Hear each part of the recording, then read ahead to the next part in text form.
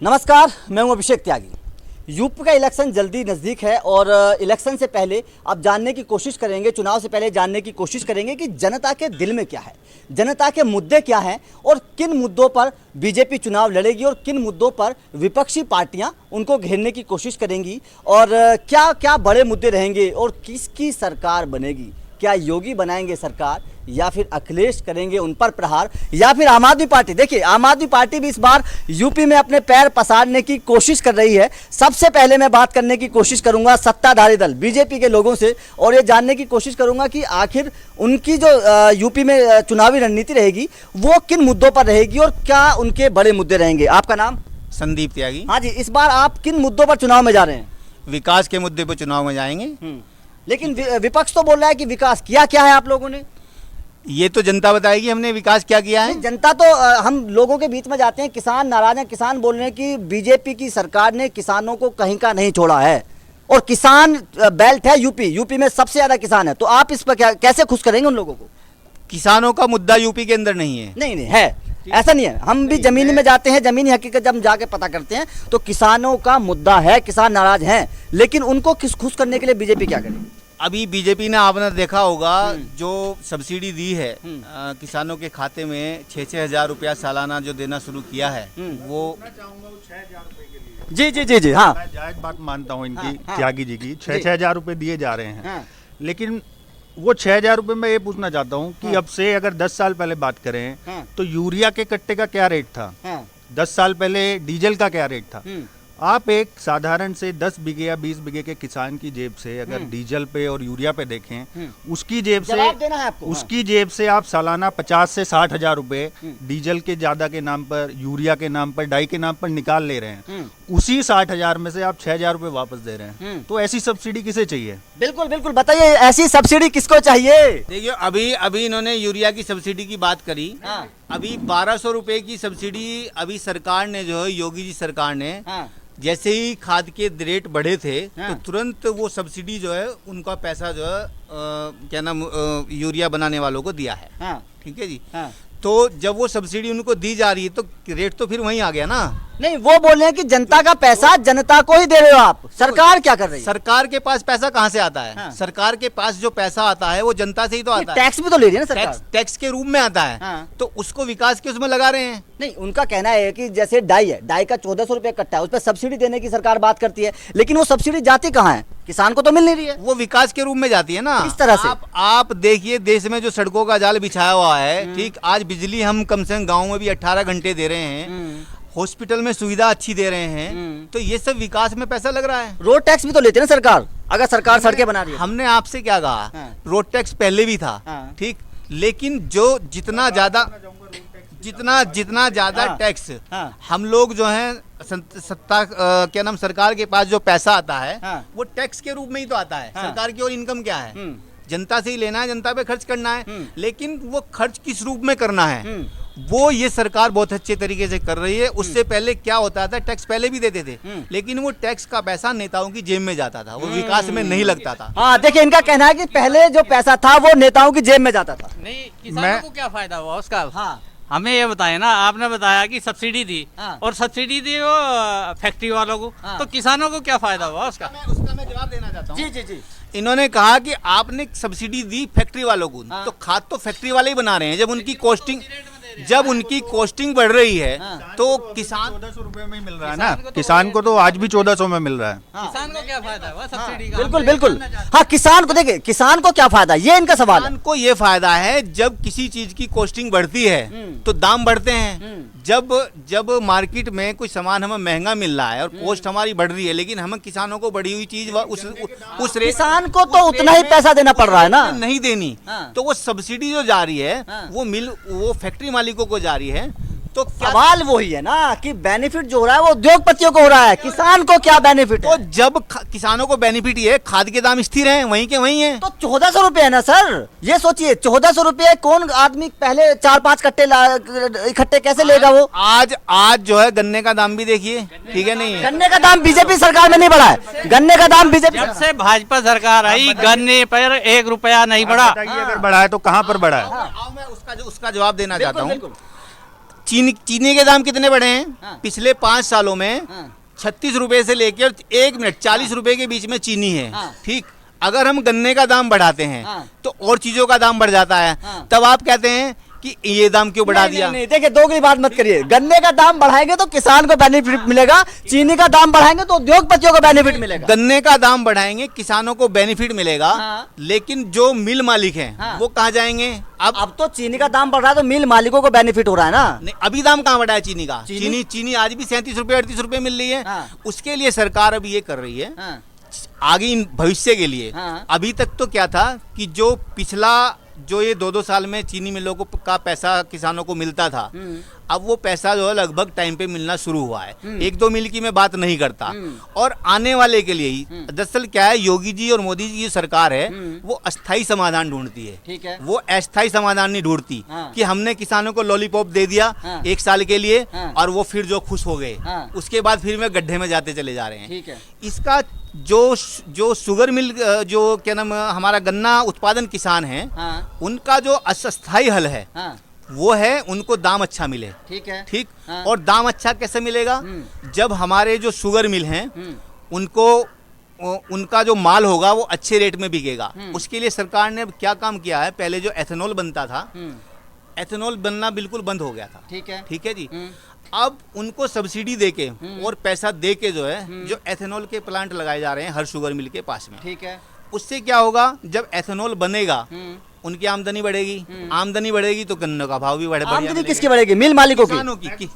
Ethanol से किसानों की आमदनी कैसे बढ़ेगी? आमदनी इसलिए बढ़ेगी, हाँ। आपने ब्राजील में देखा होगा। हाँ। ब्राजील जो है देश का सबसे बड़ा चीनी उत्पादक देश है दुनिया का ठीक है। सॉरी पूरे हाँ, वर्ल्ड का जो है। हाँ, ठीक है। ठीक है। वहाँ जो है गन्ना उत्पादन जो होता है, पहले वहाँ चीनी बनती थी, लेकिन उसने एथेनॉल बनाना शुरू करा। हाँ। जब एथेनॉल बनाना शुरू करा तो उसका डिमांड ज़्यादा थी। अब जब डिमांड ज़्यादा थी तो गन्ना किसानों को भाव जो अच्छा मिलना शुरू हुआ। भाई मिल मालिकों की आमदनी बढ़ी तो तभी तो वो किसानों को देंगे। ठीक है। ठीक है। कहाँ से देंगे? आज वही स्थिति आप हमारे देश में जो पेट्रोल का जो दाम बढ़ते जा रहे हैं उसको कंट्रोल करने के लिए सरकार अब ये करने जा रही है, लगभग 23 या 24%, मुझे एग्जैक्ट मैं फिगर नहीं कह सकता, उसमें एथेनॉल का मिश्रण होगा। कुल मिलाकर ये कि भविष्य की योजना सुरक्षित है। भविष्य की योजना के लिए। और जब एथेनॉल का मिश्रण होगा तो पेट्रोल के दाम नीचे आएंगे, डीजल के दाम कम होंगे। और जो हमारे किसान हैं, चूंकि उस गन्ने से एथेनॉल बनेगा तो डिमांड और सप्लाई का जो रूल है वो यहाँ लागू होता है। बिल्कुल बिल्कुल। देखिए, हाँ, कुछ विश्वास किया जाए 5 साल में तो अभी तक कुछ किया नहीं। अब चुनाव आए तो ये भविष्य की योजना बताने लगे। देखिए इनके आप शुरू से अभी रिकॉर्डिंग देखेंगे, देखिएगा वो पहली बात है जो मैं इनका समर्थन करता हूँ, इन्होंने बहुत सही बोला। इन्होंने बोला बेचारे चीनी मिल मालिक कहाँ जाएंगे, वो आप देखिएगा स्टेटमेंट में है। तो यही इन लोगों की सच्चाई है। इन्होंने एक बार भी नहीं बोला किसान कहाँ जाएंगे, इन्होंने बोला बेचारे चीनी मिल कहाँ जाएंगे, उनके लिए एथेनॉल लगा रहे हैं, उनके लिए ऐसा कर रहे हैं, उनके लिए ऐसा कर रहे हैं। ये रिकॉर्डेड है आपके पास। लेकिन मैं यहाँ पर एक सवाल आपसे भी करना चाहूंगा। बीजेपी ने चलो किसानों को 6,000 दिए, पहले की सरकारों ने क्या दिया है? पहले की सरकारों ने भी तो किसानों के लिए कभी कुछ नहीं किया ना। मैं मानता हूँ, चलिए कुछ नहीं किया। अगर उन्होंने कुछ नहीं किया था तभी हम बीजेपी को लेके आए थे। अगर वो करते तो हम बीजेपी को लेके क्यों आते? मैंने खुद बीजेपी को वोट दिया था, लेकिन खाली ये देखने के लिए थोड़ा या ये सुनने के लिए नहीं किया था कि उन्होंने कुछ नहीं किया तो हम भी नहीं करेंगे। आप नहीं करोगे तो आप बदल दिए जाओगे। देखिए, आप नहीं करोगे तो बदल दिए जाओगे। हम कर रहे हैं। और जो मैंने आपको जो किसानों की समस्या बताई उसका अस्थायी समाधान के लिए हम ये सब कर रहे हैं। और मुझे उम्मीद है कि 2024, ज़्यादा नहीं मैं कहता, 2023-24 में किसानों को गन्ने का पैसा भी टाइम पे मिलेगा, गन्ने का भाव भी उचित मिलेगा। और ये योजनाएं अस्थायी नहीं है, अस्थायी ही हैं। ये हर शुगर मिल में जाके देख लें कि एथेनॉल का प्लांट लग रहा है या नहीं लग रहा है। ये खुद उस पर विपक्षियों का कहना है कि अगर काम नहीं करोगे तो बदल दिए जाओगे। नहीं बदले जाएंगे। कैसे? क्योंकि जनता की तो मांग यही है, काम नहीं करोगे तो बदल दिए जाओगे। की जनता ने जिला पंचायत में और प्रमुखी में बता दिया, ये तो बदले जाएंगे कि नहीं। नहीं, देखिए उसकी तो बात अलग है। जिला पंचायत के वोटर क्या विधानसभा में परिवर्तित होते, ये अलग बात है, वो मुद्दे का विषय। लेकिन काम बोल रहे हैं कि इनका साफ कहना है कि अगर काम नहीं करोगे, गन्ना किसानों की नाराजगी साफ है, आप सबको पता है, उसको कैसे भरपाई करोगे? नहीं, बहुत बहुत विकास हुआ है। जैसे अब लड़कियां गांव में जाती हैं वैसे जाती हैं, रात को हम गांव में जा सकते हैं, पहले नहीं जा सकते थे। पहले अखिलेश के राज में सुरक्षा लड़कियों के लिए, औरतों के लिए, सबके लिए सुरक्षा है इस बार। और एयरपोर्ट बन रहा है यूपी में, काफी सारी चीजें हुई हैं, तो विकास तो सुरक्षा का सबसे बड़ा मुद्दा है, सुरक्षा का सबसे बड़ा मुद्दा है कि अब लड़कियों को, औरतों को वो डर नहीं है, अब सुरक्षित हैं यूपी में।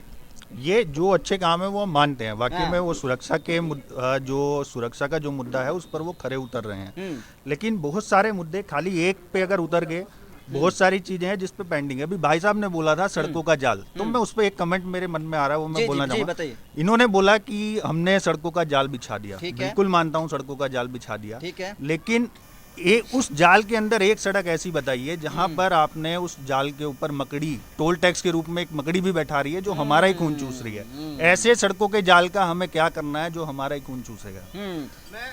देखिए, हाँ, मैं आपसे पहले एक कमेंट इनका भी लेना चाहूंगा, काफी देर से ये तैयार है। आप बताइए, इनका सवाल है कि मकड़ी बैठा दी है जाल के ऊपर। नहीं, ऐसा है, इनका जो सवाल है मैं इनसे पिछले वाला सवाल दे रहा हूँ उसका उत्तर देना चाहता हूँ। इन्होंने भाई साहब ने कहा था हम सरकार इसलिए लाए हैं ये कुछ काम करे, ठीक है, 10 साल के लिए, ठीक है। तो मैं इनसे ये पूछना चाहता हूँ 70 साल में जो कांग्रेस आई थी, ये 70 साल का जो भ्रष्ट सिस्टम है सारा, ठीक है, ये 10 साल में तो खत्म होने से रहा। अच्छा। अब ये सोच रहे हैं एकदम कोई जादू छड़ी हो, एकदम सारी चीज, एकदम सब चीज अच्छी हो जाए, तो उसके लिए थोड़ा सा और समय दो। जब उन्होंने अदर पार्टी के लिए, उनका कहना है कि कितना वक्त और, अदर पार्टी के लिए उन्होंने 70 साल झेल लिया, इन्होंने झेल लिया, इन्हें बड़े बुजुर्गों ने, हमारे बड़े बुजुर्गों ने झेल लिया, वो सिस्टम झेला है, तो कुछ और समय दो, थोड़ा सा और समय दो ना, कोई जादू छड़ी तो है ना। कितना टाइम और, कितना टाइम और? 5 साल और दो, 5 साल और, 5 साल और। चलिए, अगर क्या भ्रष्टाचार अभी कम हुआ पहले से? बताइए, भ्रष्टाचार सबसे बड़ा मुद्दा है, भ्रष्टाचार देश का। देखिए मेरी बात बताइए, भ्रष्टाचार ना तो पहले खत्म हुआ, ना आज खत्म हो, ना आगे खत्म हो सकता। मतलब आपका कहना है कि अब भी भ्रष्टाचार रहेगा?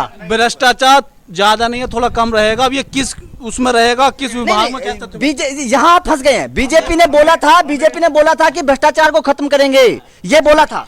नहीं, भ्रष्टाचार मुक्त भारत बोला था, यहाँ फंस रहे हैं। नहीं, वो बात से मैं इसका जवाब देना। जी, ठीक है।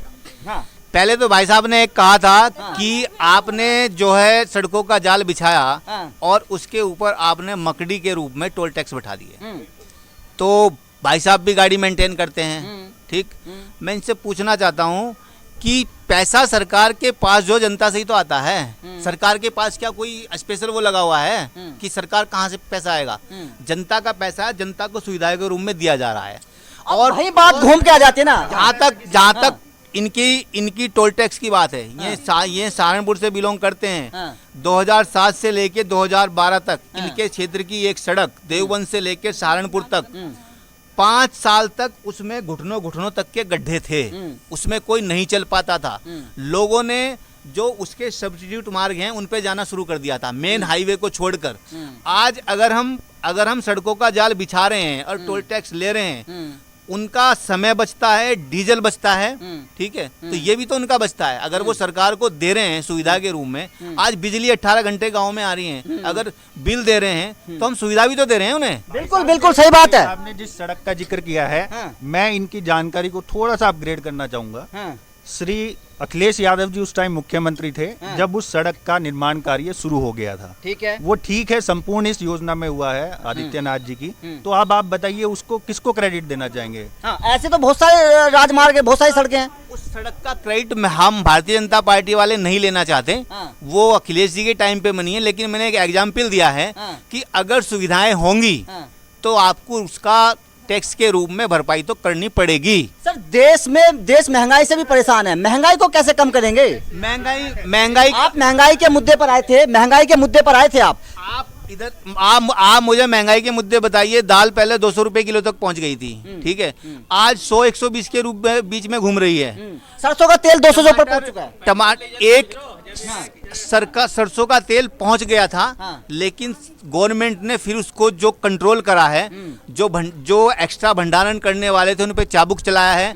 अगर कोई कुछ चीज संज्ञान में आती है कि हाँ ये गलत हो रहा है, तो ये वो सरकार है कि तुरंत एक्शन लेती है, औरों की तरह कान में रुई देकर नहीं बैठती। ये कान में रुई नहीं देती सरकार। देखिए, ये कान में रुई देती है नहीं देती है, लेकिन हमें तो कुछ दिखाई दे नहीं रहा है ना। हर बार अभी ये लाएंगे, वो लाएंगे, एथेनॉल लाएंगे। ये जब 2017 में पहले योगी आदित्यनाथ जी आए थे, ये एथेनॉल तब क्यों नहीं दिमाग में आया? अभी 22 में चुनाव है तो अभी एथेनॉल भी आ रहा है। चुनावी फायदा, अभी बिल्कुल चुनावी फायदा, चुनावी फायदा। मैं इसका जवाब देना चाहता हूँ। मैंने इन भाई साहब को शायद कानों में सुनने में कुछ तकलीफ है। मैंने इनसे ये कहा अभी आप शब्दों का हाथ देखिए, अभी बिल्कुल, बिल्कुल। अभी मैंने मेरी बात को इन्होंने या फिर सुना नहीं है, हाँ। या इनके कानों में दिक्कत है, हाँ। या ये विकास के काम सुनना नहीं चाहते। हाँ।